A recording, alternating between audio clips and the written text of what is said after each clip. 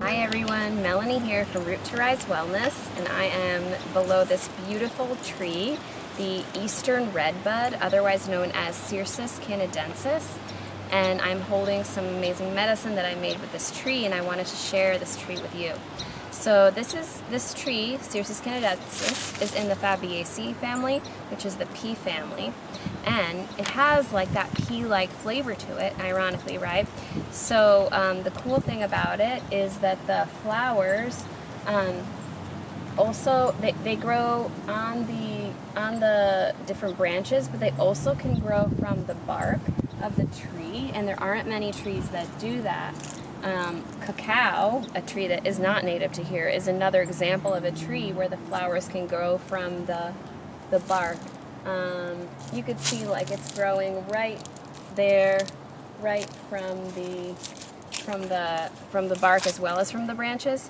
So you can actually eat these. The flowers grow in like little clusters, and you can just nibble right on them. They're super delicious. Oh, thank you. They can get really tall. So they're super delicious, and you can just nibble right on them.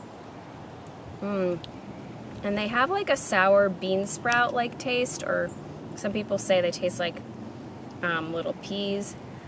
They're also great sauteed, and great to add to desserts as well. Yeah, and after the flowers, you get these like little pods, pea pods. They look like sugar snap peas or something like that. So they're also, you can saute those and eat those. If you break them in half and they break easily, that means they're still good. But if they're like stringy or not easy to break in half, they've waited a little bit too long to be able to eat them. And I would collect some of the flowers from different branches. I wouldn't like go crazy on one branch. Just be a little bit mindful when you're picking, whenever you're picking from nature, and always great to thank the plant. Native Americans would actually use the bark of this tree for colds and flus and dysentery. I haven't heard of anybody using it that way today, but they were so connected to nature that they were using plants in different ways.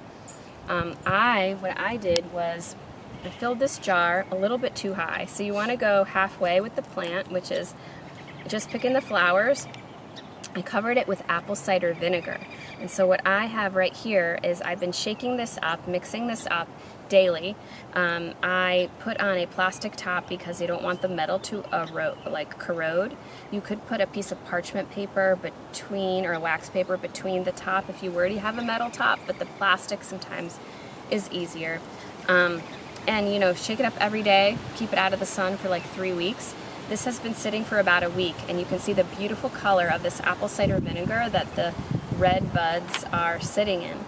And I will be using this to add to my food, to my cooking, to salad dressing. It's a beautiful way of preserving plant medicine, and just a beautiful way of eating, you know, wild foods. So that is Cercis canadensis. Thank you so much, beautiful Eastern Redbud, for your medicine. So I will be sharing this at the North Carolina Wild Food Festival the weekend of April 22nd. And that is a beautiful place where we eat wild foods, and I will be sharing this there.